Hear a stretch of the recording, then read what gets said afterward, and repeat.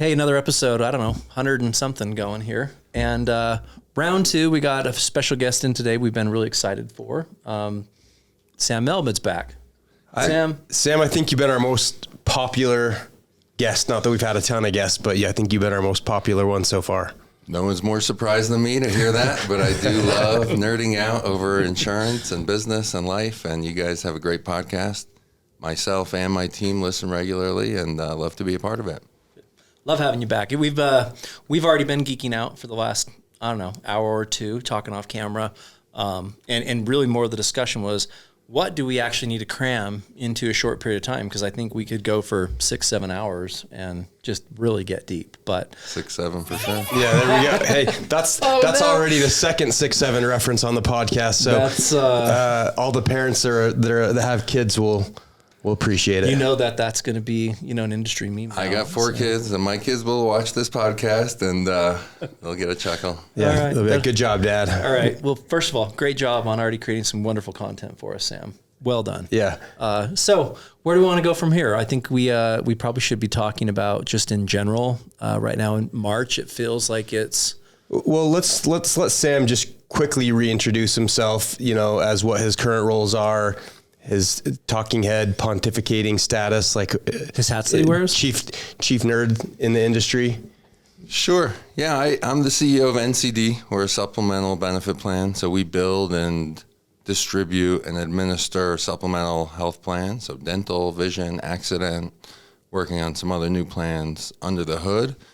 And just a big insurance nerd. Have been really for many years, and love the intersection of insurance regulations and the market dynamics that it creates. And there's really just never been a better time to be a nerd.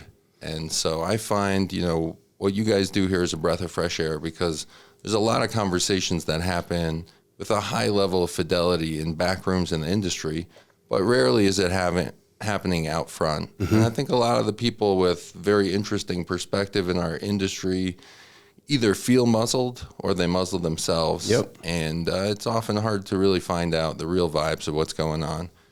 So agreed. I'm the CEO of NCD. I'm our chief insurance nerd, and I just love spending time writing and thinking about insurance and healthcare policy. And since December, when we had some shifts in our business, and 4 of my direct reports moved under some other executives, and we promoted Brett Voith to be our COO. It's really just freed me up to have even a little more time, start my newsletter, and just really spend time thinking. Yeah, and I would add on top of that too, Sam, and let listeners know that if you're catching this podcast, you're one of my favorite connections on LinkedIn, and that's not just trying to blow smoke, but I really, I love when I do pop on there to see what you're posting about. I think in a few minutes I can read your posts. You're constantly consuming data and information, and you'll take a very complex topic, and you typically will have a very well thought out perspective on that topic, and I can consume it in a few minutes. Think about that, and your newsletter's been very good too. So I would just say if you're a listener in our industry, they should give you a follow. Yeah, thank you. I kind of backed into it accidentally. It was not designed to become an insurance nerd. I had spent actually many years. I went to a preparatory high school when I was 12 studying rabbinics in a rabbinical school, and then spent 7 more years in a series of schools basically studying the Talmud all day, which mm-hmm. is sort of arcane, complex regulations. And when I dropped out, there was a time where I was really struggling to make a living and trying to sell insurance, and I was really just the worst at it. And I felt bad that I had spent so much time studying these, regulations and the Talmud in a way that I didn't see its connectivity to what I was doing. And now here I am, 25 years later, really leaning on those skills of the dialectic and looking through complex regulations. I do love it. Every time new regs drop, it makes my day.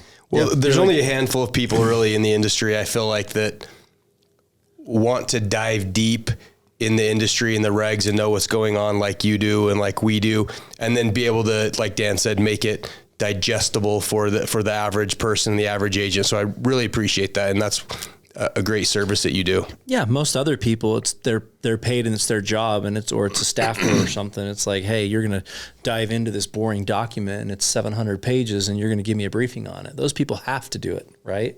You choose to do it, which is very appreciated. So yeah, the passing of the ACA was really a formative experience in my life, because at the time I worked for a company called ABC, Associated Builders and Contractors Insurance Trust, which was a mutually held insurance company, and it had an hour bank plan and an ancillary benefit trust, and then a subsidiary agency. And we were really in the group health business.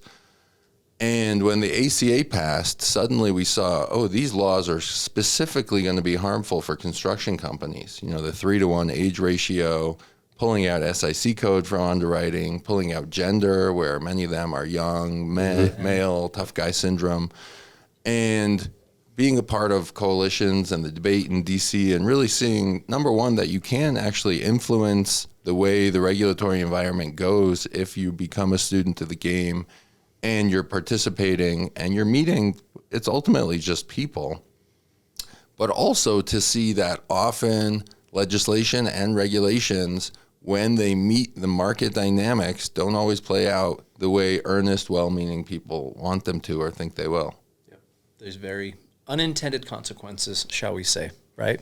I think we've all experienced those over these last couple of years, right? Yeah, we were talking about how, basically the last 5 years have felt a little bit like wartime in the insurance industry. And, there's certainly a lot to dig into. And I think a lot of people would love to hear, kind of a summary take from you on where you think we're at in the industry overall. Yeah, like sentiment wise. Yeah, I live in Silver Spring, Maryland, just outside of DC, and spend a fair amount of time in DC talking to both legislators and regulators. And there's very, very mixed vibes. You have declaratory statements from Dr. Oz and from Chris Klomp and from Abe Sutton and others that we're massively in support of Medicare Advantage. And there's a lot, frankly, of attack on the waste, fraud, and abuse side that's not really as much a problem on the Medicare Advantage side. And at the same time, I think there's a feeling that some of the carrier behavior over the last number of years is in conflict with the desire for program integrity. And so you recognize this duality, right? There is a healthy, maybe unhealthy. There is a real tension that you can feel between the desire to have a robust, competitive set of offerings. I think they've been clear that having original Medicare and a lot of those providers in risk-based contracts and having a vibrant MA ecosystem is, in the view of the current administration, the best outcome, because the healthy tension between the two is really going to drive the best possible outcome. And in many ways, there's some unhealthy realities in both of them. And so as they try and address certain specific unhealthy realities in each of them, it produces its own unique tension, and not always by design. And so I think we are facing a tough time right now. The carriers are crying poverty, and I think rightfully so. The publics, you can certainly see their financials. Yep. Nobody is... Well, look at that sector, right? I mean, if you look at the last 5 years, even from 2020, the healthcare sector has underperformed. It could be utilities, banking, finance, anything. Chip manufacturers, technology, they've all overperformed. It's not like, they've just raked it in and performed. It's been very underperforming over the last 5 years. Yeah, in many ways, I wish we would hear more of that from the MA industry, which is mea culpa. We may have drafted off of some of the extra waste, fraud, and abuse happening in original Medicare. And we may have taken advantage of upcoding and said, well, it's legal. We're allowed to do chart review until they stop it. Sure. But at the same time, we haven't been putting that money in our pocket. At the same time that we've been doing that, the predictability of future claims has been shrinking. And so there's been major MLR misses consistently. And even when they were collecting extra dollars, many of those went back into the plans for supplemental benefits. Correct. And so really a generation of seniors has gotten used to these supplemental benefits being in the plans, and to pull it all out at once would be pretty painful. And so you see this debate happening where the carriers are definitely putting real pressure to say this proposed headline rate increase, reimbursement increase, is going to require some pretty significant benefit cuts. Yep. And we'll see. I've come out with my prediction, which is I think the final number will be 2.65%. That's not based on insider knowledge or any proprietary information, but just it's hard for me to imagine CMS not wanting there to be some kind of wrist slap for the upcoding and for the chart review, because they really don't want that to be where carriers are finding alpha. And at the same time, I do think it is an election year, and they don't want the benefit cuts to be too extreme. And they do recognize the carriers are commercial entities. Mm-hmm. If they can't make a living, you'll have more market pullouts, which is not healthy. Yeah, and let's talk about that. So even if whether it's the 0.9% currently proposed or it ends at 2.65, regardless, we talk about inflation and that being a concern, but at the same time, you go, but inflation is also still a reality. Yeah, there's like an attempt from the curb inflation, but we all live it and see it and feel it, that it is still a greater value no matter how you slice and dice it than even 2.65. So if you're a business operator, whether you're in healthcare or technology or whatever, and you look at labor costs and technology costs and everything else, we're far above a 2.65. And so even if they deliver 2.65, 3.5, it still doesn't seem like enough to get the job done, so to speak, in my view. So either way, they're looking at a haircut, and then you kind of go, when I look at how bids are done, especially in the Med Advantage world, you can't modify the benefits that drastically for the consumer. So here we are talking about the carriers are off on their MLRs. We're looking ahead at the 2027 landscape. They're going to have to go through a bid cycle here and strip out as much of the benefits as they can. But I think it's called TBC? Is that what it's called? Where you can only reduce the benefits by $30-something per member. Anyways, there's like a threshold that they can reduce the benefits. And the concern is they might have to be more aggressive in reducing the benefits, which then that means that the only other option that the carrier has, or the only remedy, is to just SAR the plan, right? And then that's not good. And that's the landscape we're talking about. Is we've already seen just 2-3 years of heavy, SARs. And at least from our perspective in distribution, I got really tired of it. And I got to the point where I was cursing and I took it personal and I was pissed, because I'm going, this is bullshit that the broker or the agent keeps getting like this vilified as they're like the bad actors in the market, flipping and rolling business. And you look at all the stats of all the plan changers and you go, it really wasn't movement created by the broker community. It was, this top-down effect from plan filings and exits and all this disruption that was being created. So I'm just trying to do the math and connect all the dots and all the pieces and how it's all shaping up for next year. And it doesn't look like it's headed anywhere good. Yeah, obviously a lot is going to come down to what the final reimbursement rate is going to be. And so you touched on a few different items there. The first is inflation. Chris Klomp did an interview with the Paragon Institute, and it's on YouTube. It's actually a masterclass in healthcare financing. I highly recommend every agent out there listen to it, watch it. Let's link the episode. But one of the things he talked about is that Medicare, from CMS's view, is the rate-setting entity for the broader U.S. healthcare ecosystem. And I think he said 80% flow-through rate from the Medicare rate setting. And so there is this reality that the White House policy folks especially are concerned that if they raise the headline number too significantly, that will be inflationary for the broader economy. And I do think there's something to that what Medicare rates get set at is going to have an impact. Because so much of GDP, right? It may be overstated somewhat, because what I've seen is that a lot of commercial contracts, while they're pegged to Medicare, they're really pegged to an earlier vintage. They may be pegged to the 2020 Medicare rates, and even Medicaid, 80+% of the country is in capitated contracts. And some of those, especially in certain states, are explicitly tied to Medicare reimbursement. But for the most part, it's more significantly delayed. Then to talk about the SARs, most of the network discussions that happen between MA plans and their providers happen across a multiple year landscape. And so even if you do say, well, we believe Medicare Advantage is becoming more expensive than fee-for-service, and this is the appropriate level of reimbursement, there is a reality that the carriers can't necessarily go and renegotiate those contracts every year. And so the dollars are going to have to come from somewhere. And to your point, when they do not have enough wiggle room to cut the plan enough to make it viable, that's when you do get, all right, we'll reduce our service area. We may crosswalk them into a new plan that we build, but that plan is effectively going to have a more significant deterioration. And meanwhile, the member experience is also much worse because you're disenrolling and enrolling again. Yeah. Well, and the likelihood, and what we're going to see a lot this year, it's obvious to me and us in this room, but it's very obvious there's going to be a lot of PPO plan exits next year. And the likelihood of a carrier coming back and reintroducing a different PPO is unlikely. It's likely that they're going to reintroduce for many an HMO plan, and you can't crosswalk to an HMO. So it causes that disruption.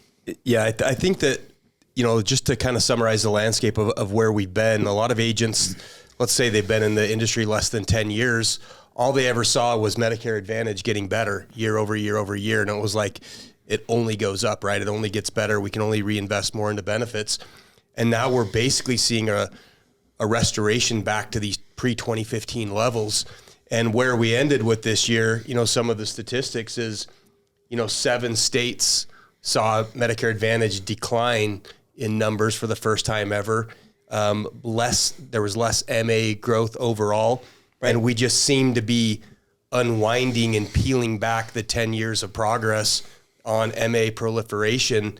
And it seems like it's headed that way to be substantially worse for 2027. Yeah, but the problem with that is I think everybody would agree it would be great if we could all just acknowledge collectively as an industry, as a country, and say, hey, the reimbursement rates that existed from 2020 to 2023, when we started seeing all these, the SSBCI, all the sexy benefits, all the enhanced dollars in the ecosystem for MA, those dollars aren't going to exist. We're going to go back to pre-levels and we're going to wind back the clock. It would be a lot easier to just say, hey, everybody, we're going to all agree to just refile our plan design and benefits into core medical benefits, co-pays, MOOPs, everything else, and have core medical plans. We'd all agree to do that, and that'd be great. The problem is like the regulations that are in place on the plan filings.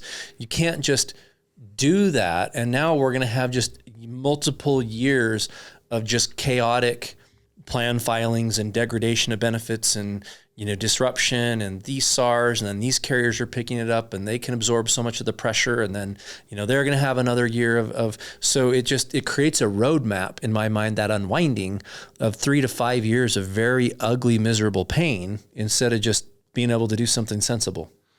Yeah, I think that's right. The most significant concern I hear from CMS leadership is that technology in most areas of the economy has been a deflationary force. And somehow in the Medicare and in the government-funded ecosystem and healthcare more broadly, it's been inflationary. So we have portalitis and we have way too poor of an experience. That's when we talk about the South Park healthcare episode, Navigating the American healthcare system. Sorry, Sam. Yeah. So it is, broadly speaking, a real problem, and turning the boat around is very challenging, and doing it in our political system where you have midterms every 2 years with some real pressure that comes on Congress, and then you have a presidential election every 4 years.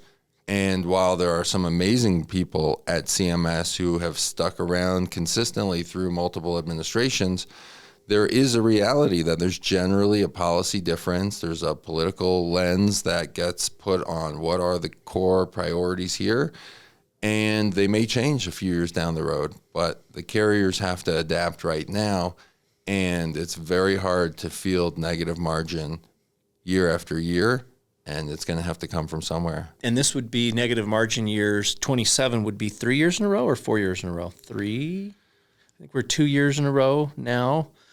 Heading into 3, and to your point, yes, you can have a negative margin year, and you can have a couple very positive years, a negative margin, some positive years, but to go multiple years in a row negative margin just are rough, and that's where we're at, and that's the landscape right now. Yeah, and I would say there's definitely some reasons to be positive and be hopeful. Some of the work that's gone on with the current administration, really convening the MA carriers together to say we have to solve the prior authorization issue that's just a scourge on our industry and just really a negative vibe between the carriers and the providers, the carriers and agents, the carriers and members. I think that's something that's a really positive development. And it's clear that the wanton fraud that has existed in original Medicare has been real, including organized criminal elements. And so I think it's great that some of that is being tackled and will be brought through.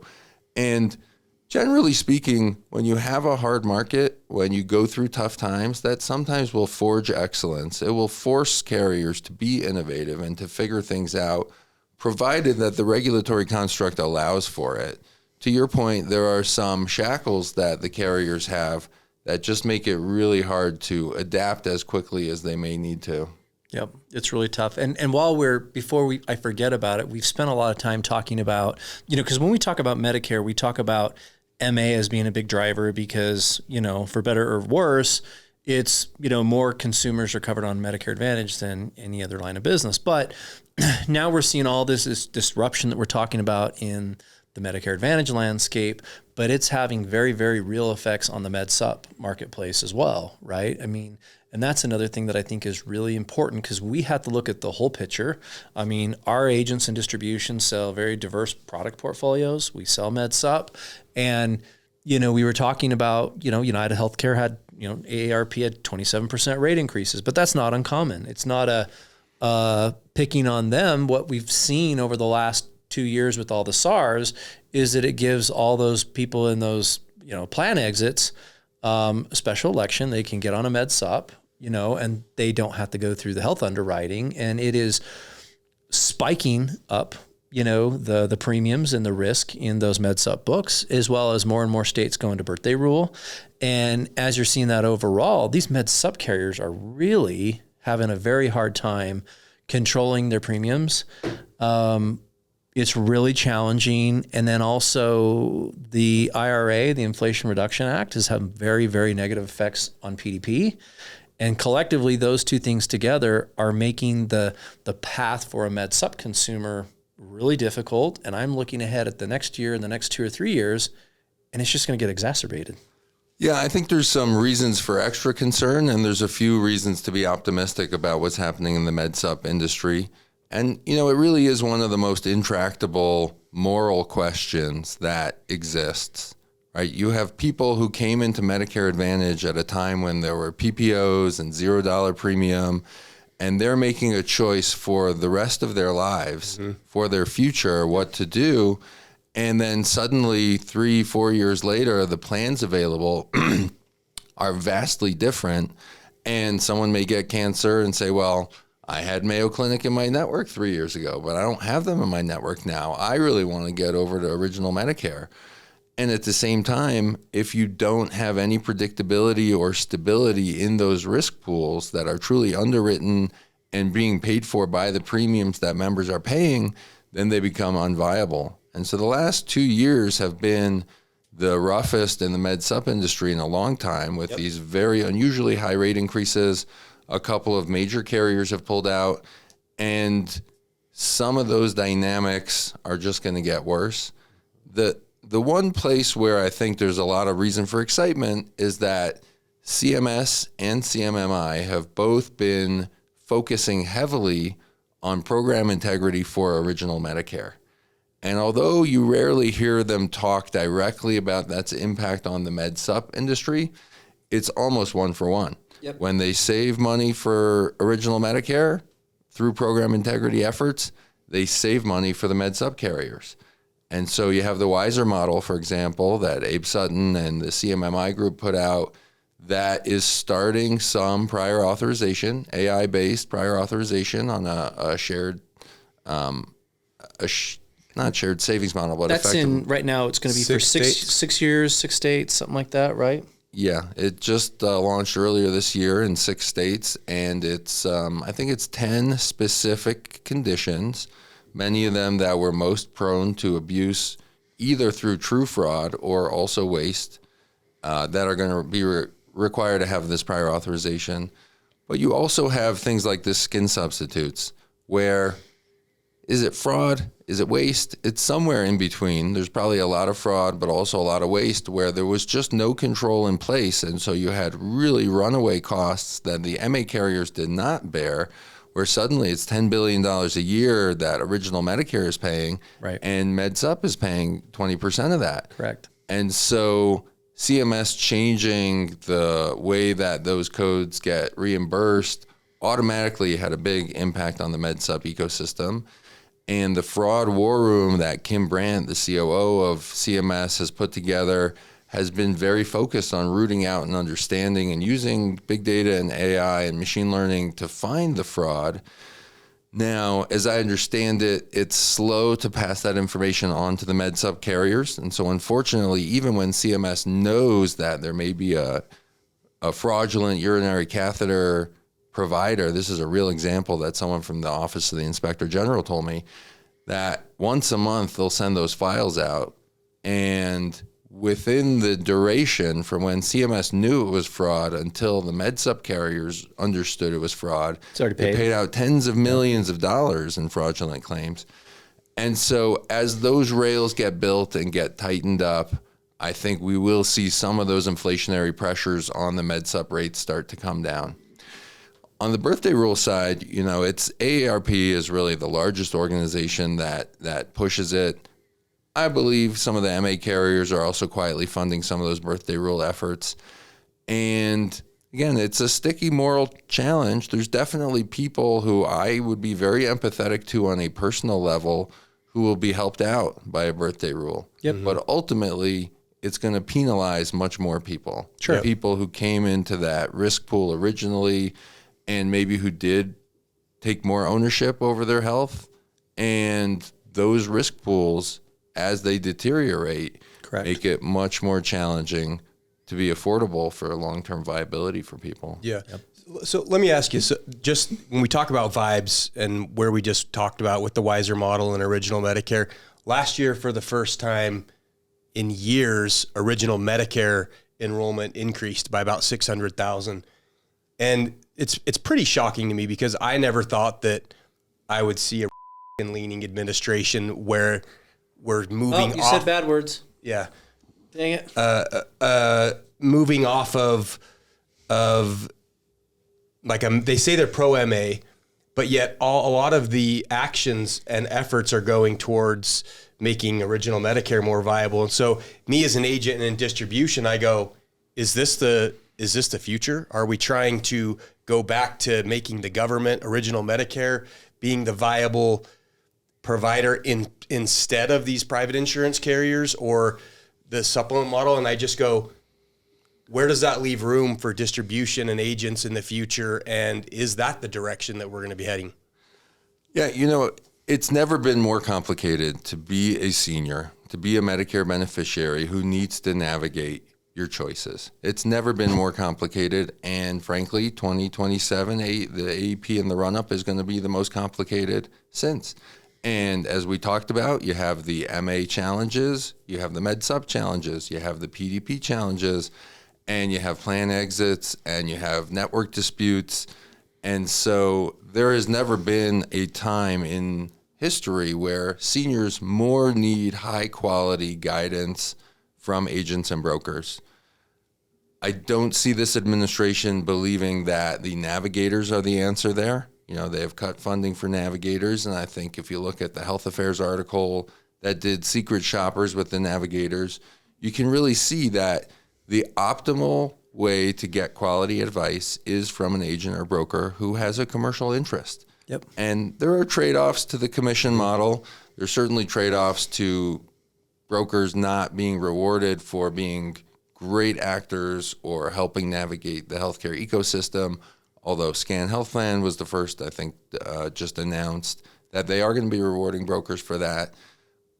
But at the same time, there's never been a bigger need for the commercial interest that a broker has to actually learn everything that matters. Mm-hmm. The only way someone can actually be a student of the game, can afford to understand what is happening in your local market with the networks, with the carriers, with the original Medicare, with the SEPs, with the SARs, with the supplemental benefits.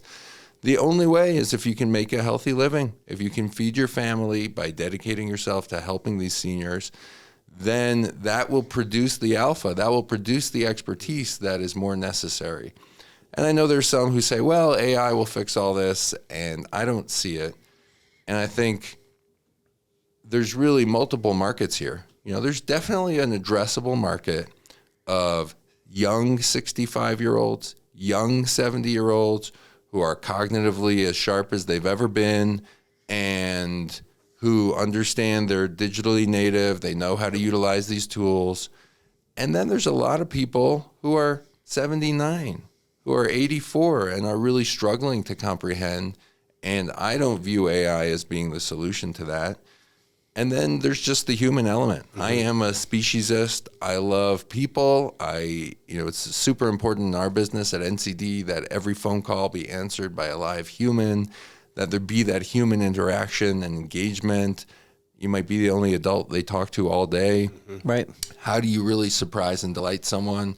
And so who knows where AI is going? But for the foreseeable future, I see there an even bigger need for high quality brokers. I think that AI is going to be that tool or that resource to help that broker be better, right? And it's going to help the carrier with efficiencies, with finding fraud, with coding, with billing. There's going to be a lot of applications for AI. And like we talk about, we already have AIs built that assist the agent and enhance what they're doing and make them better.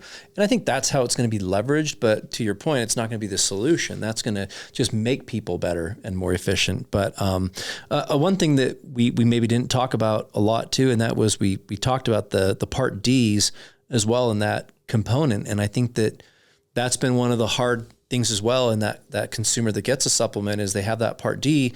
And I don't think there's any relief on the horizon with the Inflation Reduction Act. I still would like to see it repealed, but I think that created a lot of headwinds for PDP plans that still exist, and it's going to get rougher. But perhaps we can talk about that in Part Ds, and then maybe some of the other innovative models that are kind of being worked there is kind of what I view as a counterbalance to the PBMs and what's going on there.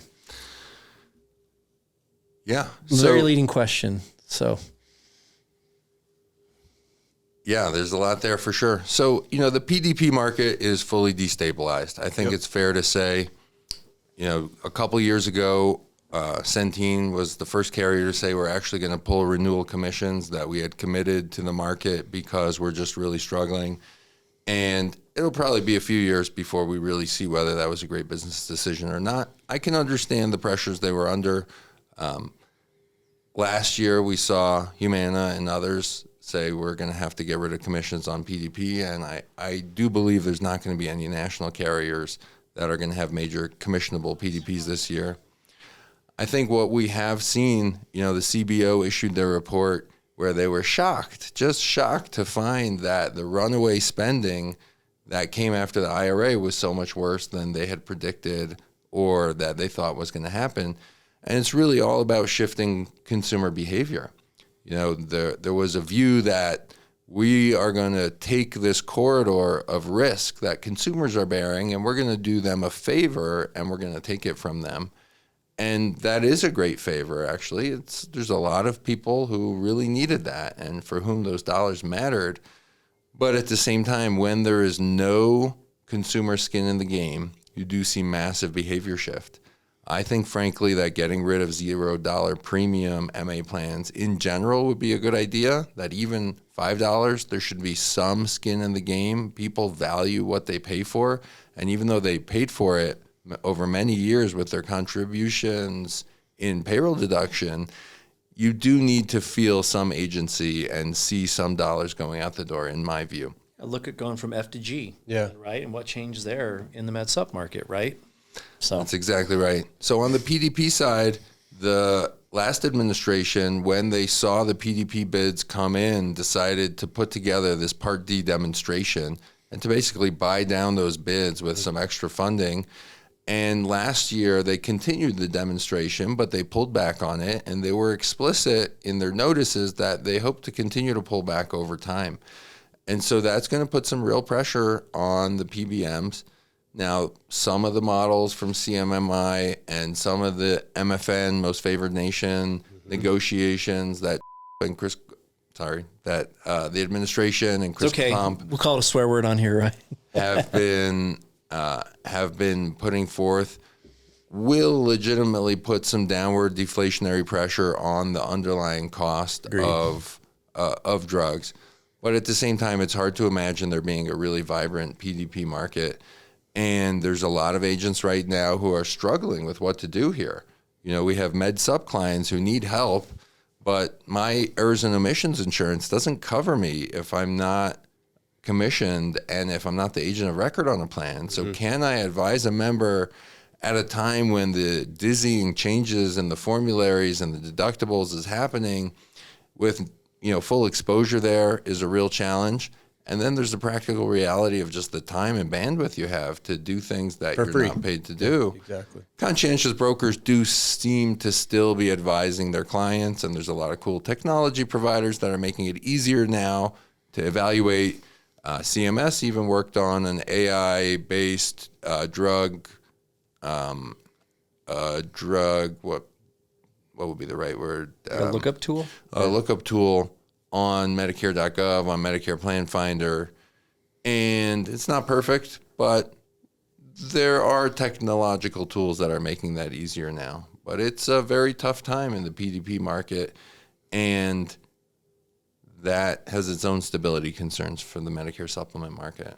Correct. And I think that's one of the things that, you know, I was talking about too, or that we had maybe spoken about, is for me, it seems very interesting. I see government make changes, but we've had some very set in stone, like chiseled in stone, you know, the 10 commandments, this is what it is for the last 10, 15 years. Some of these shackles, like you talked about with MA carriers, and their inability to adjust their bid to what is viable or sustainable, and giving them very little, you know, mechanisms to really, very few tools in their tool belt to work with, right? And I look at that too and go, the broker compensation thing, which look, I have a stake, I have a vested interest in, right? I mean, I'm in distribution.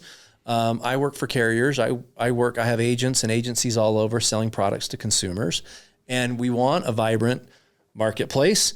And I just go, why are we still stuck in this world where the MLR has to be 85-15? Why can't you move the goalpost 2 points? Why can't you say that the broker commission doesn't apply into the benefits or the administration? Why can't that go into the benefit or the servicing to the beneficiary? Or why can't we have brokers saying, you know, I will help you, Sally, or whoever, with your, and be a trusted, guided, can't say expert, but I will help you and assist you. I'll charge you like a service fee, like a financial advisor, an accountant, or any other professional service. That's been, you know, not compliant. And I go, there's a lot of ways to solve this, but it's just been interesting to see that there's been no action taken to kind of maybe make what I see as very easy solutions. Yeah, there's a lot to unpack there. You know, I've been working on this idea that I haven't put out there yet, that CMS maybe would benefit from encouraging some collusion right now amongst the plans. I believe that every major carrier would like to get away from a $0 premium plan, but they just don't want to be the first to say, we're not going to field $0 premiums. And you kind of saw CMS edge in this direction on the ACA side with the $5 minimum. And granted, that was really designed to just get rid of fraudulent or zombie members. But there's also an element of reality that people value what they pay for, even when they pay a de minimis amount. And as long as you don't know what the other carriers are going to do, it's very hard to be the first mover. And so there would be real antitrust issues if the carriers got together in a room and said, hey, let's collude to do this. But CMS could probably convene them and say, hey, you're talking about all this pressure. We agree the pressure is real. Maybe we're not doing it for the SNP plans, but for standard MA, let's just all agree to a different baseline there so that we can help you get away from that. Now, getting back to the MLR piece, I was very pleasantly surprised to see in the new marketplace proposed regulations the first indication that CMS is actually thinking about this concept, that maybe MLR is an idea that's run its course. And they talked about lifting MLR requirements in specific markets where there's just not a competitive landscape for ACA. Yeah. And it is a reality. It's very hard to eke out a profit. And in the best of years, you're going to have a margin of a couple points. Right. And then meanwhile, you can't pad your margin in a great year or be actually much better at reducing the cost of care without having to give rebates. Yep. And this administration does love to utilize market-based approaches and the market effects. And so I was very encouraged to see that, and I would encourage CMS to consider some of that for Medicare as well, that maybe the MLR, while well-meaning and well-intentioned and a construct that comes not just from the regulations, but it's really a legislative construct, by capping the profit margin, which comes from a good place, it may unintentionally drive up costs. Yeah. Well, yep. and you haven't seen like these insurers that we're talking about who are all claiming poverty. I know you're all broke listening to this, all these carriers, right?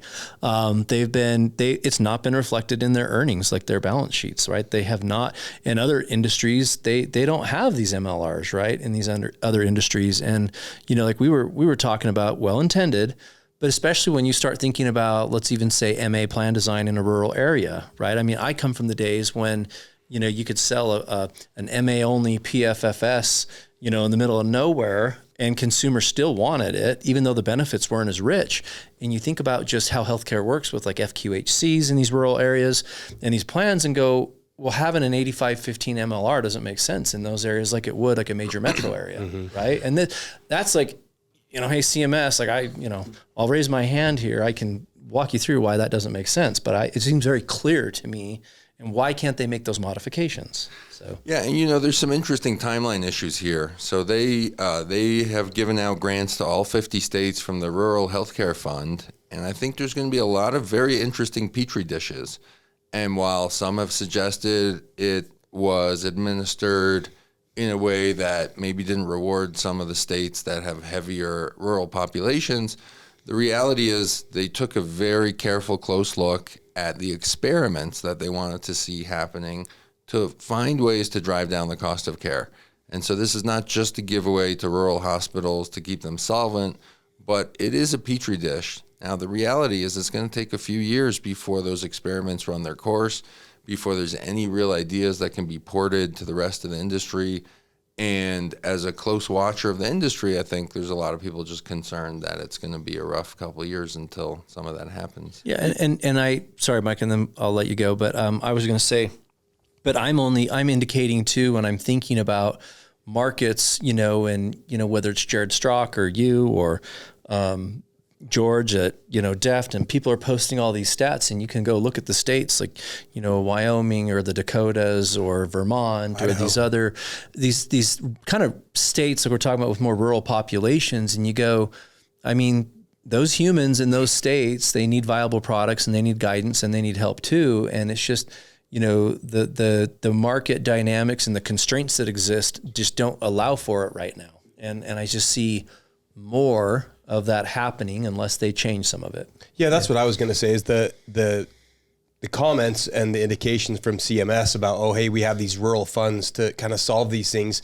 but yet the actual realities of the marketplaces that played out this last year, especially in these rural environments, they were the hardest hit, where you have some of these states and industries where Minnesota, the entire MA landscape and all the carriers are just completely retreating and abandoning it, and nobody's been more hurt than these rural areas. And so you go, they're out there stating that they're having funding for these rural communities. Meanwhile, there's no availability of plans, and it's looking even worse for 2027. Yeah. The reality is where you live is going to have a material impact on what healthcare is available and how much it's going to cost you. And over time, there's going to be haves and have-nots. And it's hard to see it not playing out that way. There are these moral conversations. You look at the post office, for example, and the dictate that they deliver mail to every home in America or every zip code is not a viable business model in some respects. Yeah.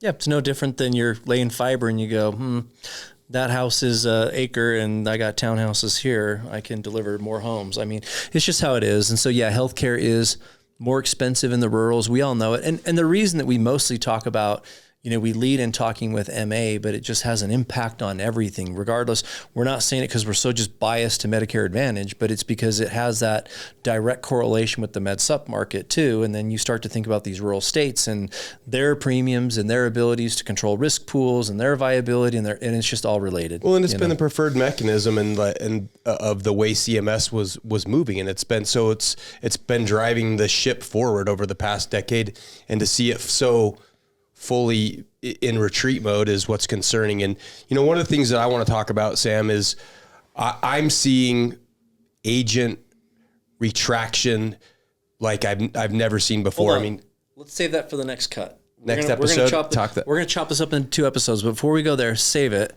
stick a pin in that. Last thing, before we maybe wrap this one, I had 2 things I was talking about. I think for me, it's very easy to solve the MLR thing and just say, hey, let's move this by a couple points. And then carriers need guidance. They need brokers. I think it's been well studied that the best way to get guidance is via a very educated broker who can make a living doing it. So talk to me about the fees and me being to be an agent and charge an advisory fee. And what do you think the viability is of that? Because I don't love that idea personally. I don't. But what I'm saying is, hey, I would love it if, from a regulatory perspective, they solved it for the carriers so that they could pay brokers commissions. But if they cannot, I would love an alternative path where a broker can say, fine, hey, Mrs. Jones, you're in a marketplace. I would love to help and advise you, but literally there's no plans that pay a commission. Or, hey, here's one plan I could say that's inferior. It's not the better product for your situation, but it pays me for my services. And I can't legally charge you to help, shop your drugs and put you in a Part D plan and do these things. It's just, I cannot do that legally. Do you see any path to that getting done at some point?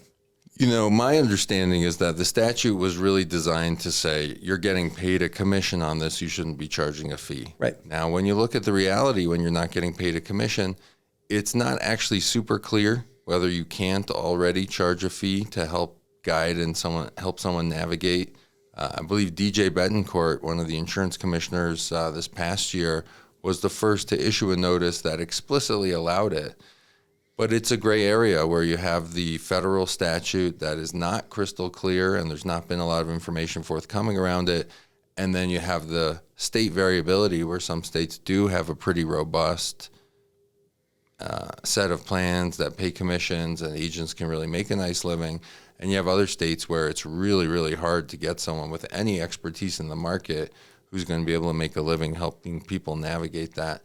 So I do think that's one of the areas that we could ask for some more clarity from CMS to say, when there's no commission on a plan, is that allowable? There's trade-offs for sure. There's plenty of unscrupulous people who will charge fees inappropriately, and I do think it creates its own nefarious landscape. Challenges. But when there are seniors who cannot get someone to help them navigate the system because there's just no commercial interest, that's its own even bigger problem. I would really hate to see it evolve that way, honestly. I do too. I don't want to see it go that way at all. And for me, it's been much more of the commissions drying up is much more of a symptom of the overall challenges in the funding in the industry, where the carriers are going, this is a big lever we can pull to slow down the enrollment growth that we don't want anymore. It's not necessarily so much the dollars of the agent commission, although when, every bit adds up, it's just more been we only have so many different mechanisms and levers that we can pull on to slow down this growth that we don't want. And that's the big one that we're going to do. We see the carriers leaning into all these other sort of creative levers to slow down this growth. But until we fix that, I think the commissions would fix themselves instantly if it was just viable for the carriers to be making money again. If they just moved the MLR, it would, because then you could immediately go, hey, I don't have to fall under the 85-15. It could be 82, it could be 83, it could be 81, whatever it is. And then, maybe there's not as much dollars going to the direct plan design, and maybe the plans are a little bit degraded, but you're able to squeak out and eke out what is your 1% to 2% in profit as a carrier and pay commissions. And, the end result is, the consumers have a little bit of degraded plans on an MA. I mean, that's my view. Yeah, and maybe the cliffhanger that we leave this episode on is the conversation Dan and I have every day is how do you continue to grow and make money in an industry where the carriers don't want the business right now, and it's pretty hard to run a sales organization, which is literally what we are, distribution, and motivate and recruit and train to sell a product where they don't want the business at this current time, at least a large segment of the industry. And it's pretty difficult. Well, hey, they can sell NCD because NCD wants the business. Yeah. Right. Well, so we'll talk some potential where we see this all heading and some positivity and some solutions in the part 2.